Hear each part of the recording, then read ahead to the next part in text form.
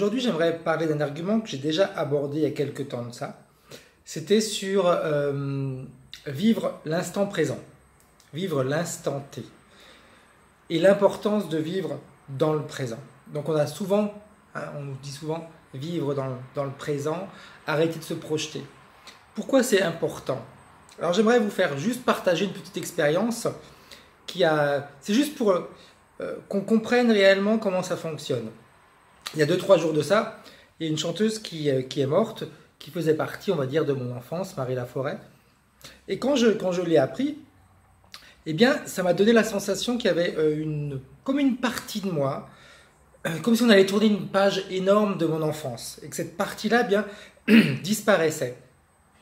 Et automatiquement, j'ai commencé à me projeter de l'avant, de mon avenir, ce qui allait se passer, ce que j'avais fait jusqu'à aujourd'hui, ce que je n'avais pas fait, que j'avais programmé, etc.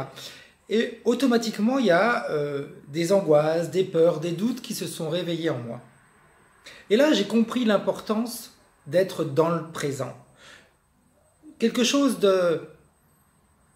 qui en réalité ne touchait pas réellement ma propre vie, mais qui me ramenait un petit peu dans mon enfance, a fait que des peurs, des angoisses, des doutes ont pu se réveiller. Alors ça montre réellement que les peurs, les angoisses qu'on peut avoir, eh bien elles sont toujours là, à guetter le bon moment pour pouvoir de nouveau se manifester. Vraiment n'importe quelle situation qui va en quelque sorte vous obliger, j'utilise un terme qui est un peu exagéré, à vous projeter de l'avant, eh bien risque de créer, de déclencher ces peurs, ces angoisses, ces doutes.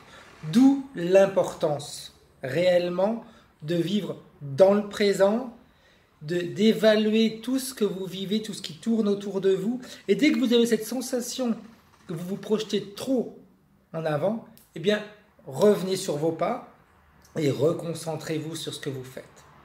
Parce qu'en effet, c'est quelque chose qui n'a pas forcément touché ma vie directement, mais quelque part, ça a déclenché en moi ce besoin d'aller voir de l'avant, d'aller voir ce qui allait pouvoir se passer, comment mon avenir allait être en fonction de ce que j'avais fait jusqu'à aujourd'hui, etc. Alors qu'en réalité, l'avenir, il n'existe pas.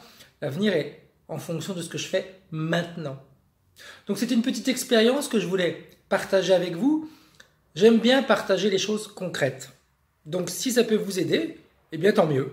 Et puis si vous avez des commentaires, comme d'habitude, eh bien faites-les en dessous de la vidéo.